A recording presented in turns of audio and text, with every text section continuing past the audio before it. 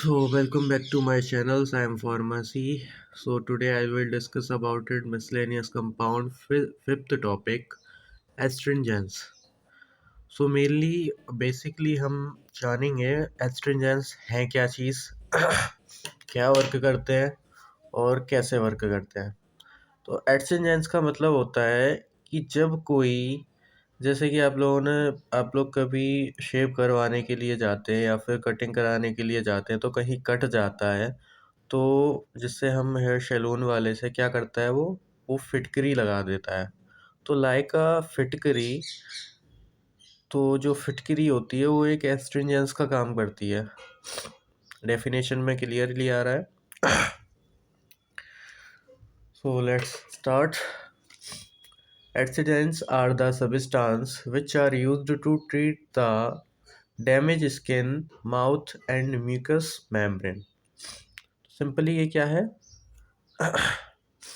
Astringents are the substance, ये एक substance होते हैं विच आर यूज टू, यानी ये किस लिए यूज किए जाते हैं? ट्रीट द डैमेज स्किन, यानी डैमेज स्किन, ख़राब स्किन यानी कि कट गई कहीं या फिर जो है सुनने में कोई दिक्कत हो गई तो इसके लिए। दूसरी चीज़ mucus membrane, mouth and mucus membrane.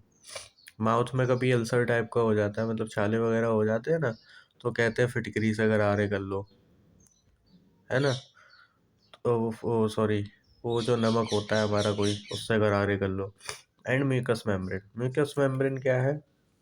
जो हमारी मुंह से लेके अंदर तक जितनी भी लेयर है वो म्यूकस मेम्ब्रेन की बनी हुई है। अच्छा, ये वर्क कैसे करता है? It act by the protein precipitation, यानी प्रोटीन का प्रेसिपिटेशन करता है ना। ये वर्क क्या करता है? प्रोटीन का प्रेसिपिटेशन करके जो है, प्रेसिपिटेशन करके जो है ट्रीट करता है। ओके, तो सिंपली आपको डेफिनेशन समझ में आ ही गई होगी कि जो सब्सटेंस म्यूकस मेम्ब्रेन और डैमेज स्किन को ट्रीट करते हैं, ठीक करते हैं, उनको हम एस्ट्रिंजेंस कहते हैं। ओके, तो ये वर्क कैसे करते हैं? प्रोटीन प्रेसिपिटेशन, यानी खून का थक्का जमा कर, है ना। फिटकरी क्या करती है? जब हम खून कंटिन्यू ब्लड आ रहा होता है तो उसको कैसे रोकती है? फैक्टर तो पढ़े ही होंगे आपने एचएपी में। देन उन्हीं फैक्टर के द्वारा ब्लड क्लॉट होता है, बट ये थोड़े हेल्पफुल होती है आउटसाइड से। ओके, देन हम इसके एग्जाम्पल्स की बात करें तो एग्जाम्पल है इसके अंदर पोटासेलम, पोटासेलम यानी फिटकरी, जिंक सल्फेट। एक पोटासेलम होता है, एक जिंक सल्फेट होता है, ठीक है। आइडियल प्रॉपर्टीज़ की बात करें हम इसमें, आइडियल प्रॉपर्टीज़ क्या होनी चाहिए? It should be non toxic, it should be non allergic. ना तो ये टॉक्सिक होना चाहिए, ना ये एलर्जिक होना चाहिए। मतलब लगाते ही क्या हुआ? लगाते ही अपना असर दिखाया, इसने अंदर गया बॉडी में, ब्लड में मिक्स हुआ, ब्लड में मिक्स होने के बाद में पेशेंट का काम तमाम। ऐसा नहीं होना चाहिए। ओके, देन इसकी it should have low cost, it should have fast action, it should be good astringent action.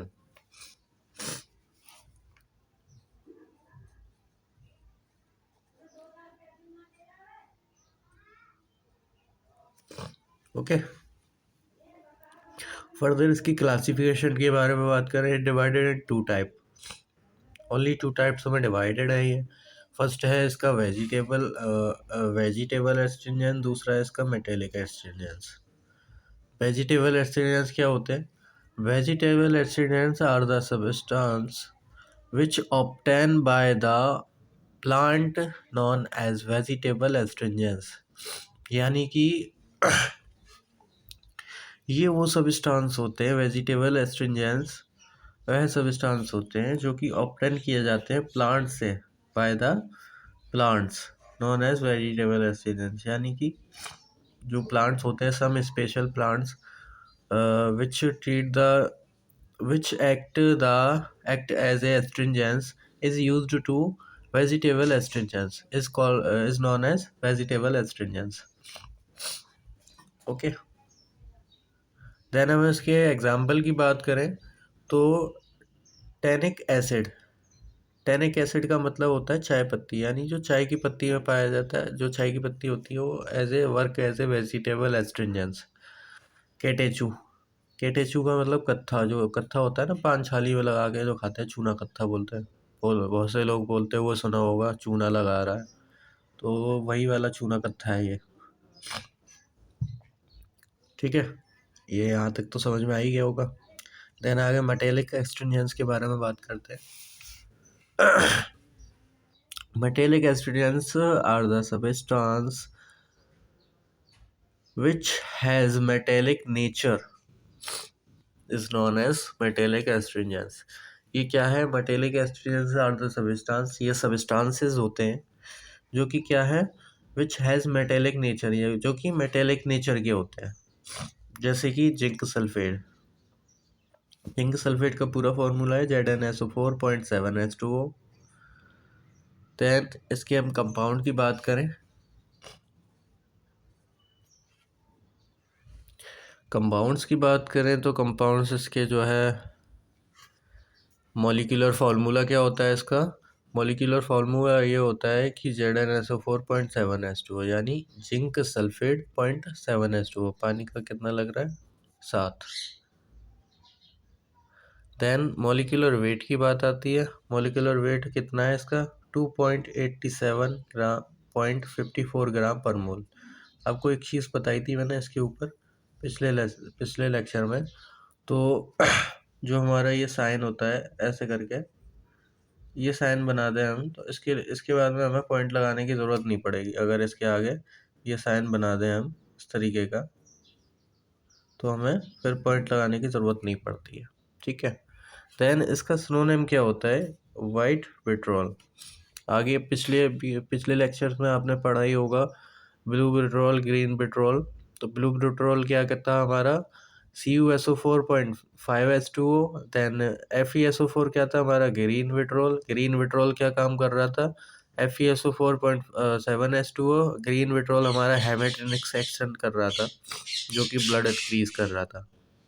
Then हम फर्दर आगे बात करें इसके मेथड ऑफ प्रिपरेशन के बारे में, तो मेथड ऑफ प्रिपरेशन इसका ये है कि zinc sulphate is prepared by the reaction with between zinc and sulphuric acid, it gives zinc sulphate.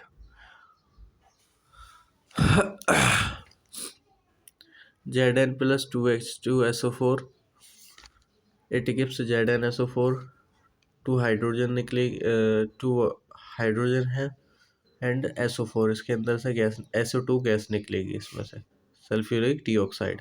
Okay, then इसके प्रॉपर्टीज़ के बारे में बात करें,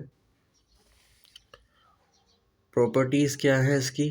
प्रॉपर्टीज़ ये है इसका कि कलर जो है कलरलेस होता है, जिंक सल्फेट का ऑर्डर जो है ऑर्डरलेस होता है, टेस्ट जो है टेस्ट मेटेलिक टेस्ट होता है, नेचर इसका क्या होता है? क्रिस्टलन नेचर, यानी कि क्रिस्टल टाइप का नेचर होता है। मैंने आपको बताया था क्रिस्टल टाइप का नेचर होता है। देन सॉल्युबिलिटी क्या होती है इसकी? It is soluble in water and insoluble in alcohol, यानी कि पानी में घुल सकता है और अल्कोहल में नहीं घुलेगा, insoluble in alcohol. Then further इसके मेडिसिनल यूज़ के बारे में बात, मेडिसिनल यूज़ क्या है इसके?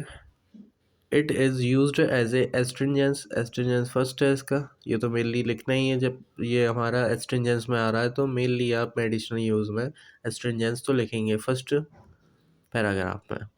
देन सेकंड की बात करें, it is used as a antiseptic, यानी कि ये एंटीसेप्टिक यूज़ कर रहा है ना, एंटीसेप्टिक, यानी कि आपने सुना ही होगा जब कहीं कट जाता है पिट जाता है तो क्या करना चाहिए? हमें एंटीसेप्टिक लगाना चाहिए, because bacteria is not enter in our body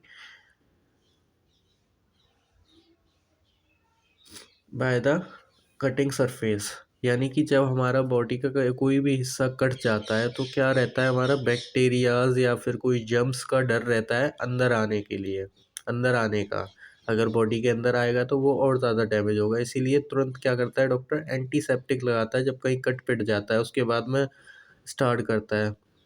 operation में भी सबसे पहले एंटीसेप्टिक्स यूज़ किए जाते हैं, स्प्रेट लगाते हैं, बीटाडिन लगाते हैं, देन सेवलॉन लगाते हैं, उसके बाद में ऑपरेशन शुरू किया जाता है, क्योंकि जो उसका सरफेस है आसपास का, वहाँ से जो बैक्टीरियाज हैं वो उस जगह आकर एंटर ना कर जाए। अगर एंटर करते हैं तो बहुत दिक्कत हो जाती है पेशेंट के लिए।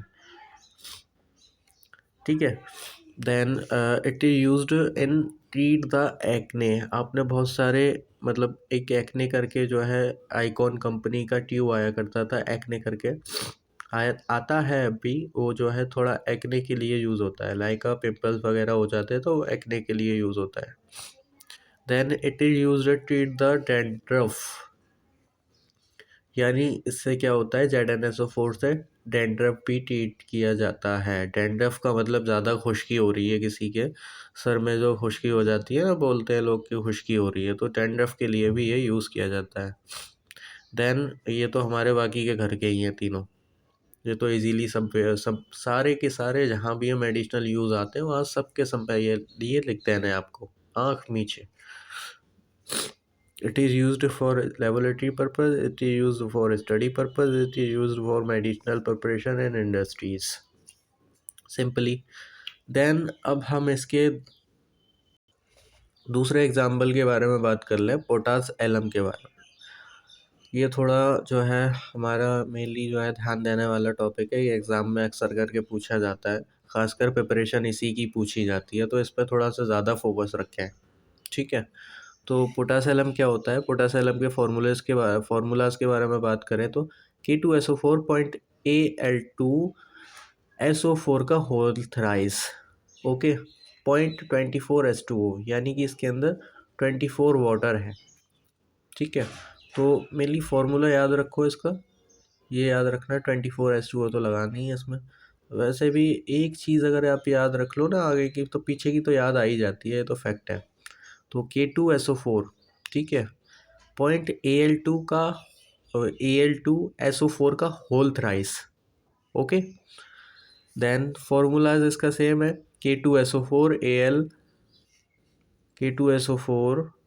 पॉइंट Al2SO4 का होल थ्राइस 0.24H2O। इसके जो है मॉलिक्यूलर वेट के बारे में बात कर लें, 474.4 ग्राम पर मोल। अगर आपको ये याद नहीं रहता है तो आप इस सिंबल का यूज़ कर सकते हो, ये मैं आपको पहले बता चुका हूँ और फिर भी आपके जो है हेल्प के लिए मैं बता रहा हूँ। ओके। देन सिनोनिम इसका क्या बोलते हैं, एलम बोलते हैं, इसका सिनोनिम है एलम। हमारा सोडियम थायोसल्फेट का क्या था, हाइपो, और इसका क्या है, पोटासैलम। बाकी के जो तीन पढ़े थे हमने उनका क्या था, green vitriol, blue vitriol and white vitriol. White vitriol अभी हम पढ़ चुके हैं, ये आता है हमारा सिनोनिम एलम। देन हमें इसके मेथड ऑफ प्रिपरेशन की बात करें, मेथड ऑफ प्रिपरेशन क्या होता है इसका, कैसे होता है, potash alum prepared by the mixing the concentration solution of aluminium sulphate it gives potash alum, यानी कि पोटास एलम को, फिटकरी को prepared by the mixing concentration solution of aluminium sulphate, aluminium के कंसंट्रेशन सॉल्यूशन यानी गाढ़े सॉल्यूशन के साथ में जब हम मिक्स करेंगे, पोटासैलम को मिक्स करेंगे तो ये प्रिपेयर होके क्या करेगा, इट गिव्स पोटासैलम। देन रिएक्शन देख लेते हैं इसकी रिएक्शन देखिए, K2SO4 concentrate potassium sulphate Al.H2SO4 का whole thrice, not aluminium sulphate, plus 24H2O, it gives, क्या दे रहा है ये, K2SO4 पॉइंट Al2SO4 का होल थ्राइस 24H2O। इसके ऊपर का सिंबल बनाना है आपको ज़रूर ध्यान से, जितने भी मैंने सिंबल बताए ना आपको, SO4 का SO2 का ऊपर उड़ेगा और H2O का, इसका हाइड्रोजन का ऊपर उड़ेगा, ये मेनली आपको याद रखने हैं, ये थोड़ी याद रखने वाली चीज़ है, इससे थोड़ा एग्जामिनर के जो है फैक्ट पड़ता है कि हाँ बंदा थोड़ा पढ़ने वाला है।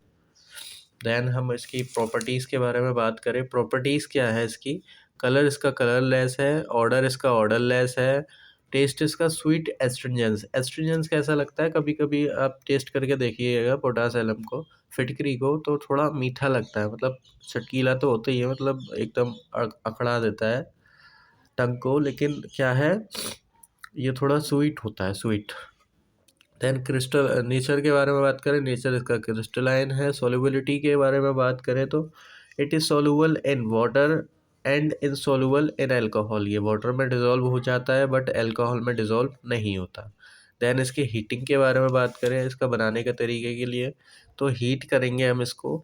After heating the potash alum it will lose the water, यानी कि इसको हीट के बाद में हम जब पोटास एलम को हीट करेंगे तो आफ्टर हीटिंग, हीट होने के बाद में potash alum it will the lose the water, मतलब वाटर में लूज हो जाएगा। हीट होने के बाद वाटर में क्या है, लूज लूज हो जाएगा, यानी घुल जाएगा। ठीक है। देन आगे हम बात करें मेडिसिनल यूज़ के बारे में।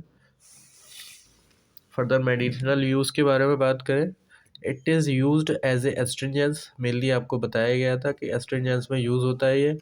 देन सेकेंड चीज़ है इसकी, it used apply on skin and mucus membrane. Simply आपको पहले ही डेफिनेशन में ये डिफाइन कर दिया गया है कि अप्लाइड किया जाता है स्किन और mucous membrane and damage skin के लिए। Okay. Potash alum are used to clotting the blood, यानी कि ये किसके लिए, ब्लड को कैसे रोकेगा, विदाउट क्लॉटिंग तो नहीं रोक सकता। तो क्लॉटिंग, जब ब्लड को क्लॉट करेगा, थक के जमाएगा, तभी तो ब्लड रुकेगा। देन ये तो हमारे बाकी के याद रखने वाले ही होते हैं। It is used for study purpose, it is use for it is used for study purpose, it is used for laboratories purpose, it is used for medicinal preparation and industries। Okay guys, तो I hope आपको सब कुछ अच्छे से समझ में आया हो। तो अच्छे से स्टडी करिए, अच्छे से एग्ज़ाम दीजिए, अच्छे से अच्छे अच्छे नंबरों से पास होइए। Okay, thank you guys. थोड़ा सब्सक्राइबर बढ़ाइए, क्या बात है, कैसे ढीले पड़ रहे हैं आप लोग। ओके, थोड़ा थोड़ा ध्यान रखिए हमारा भी। देन हम आपकी ऐसी मदद करते रहेंगे, हर रोज़ एक वीडियो अपलोड कर कर। बाकी का आप बताइए, कोई हेल्पफुल चाहिए हो तो कमेंट करके बताइए। Okay, thank you guys. Okay.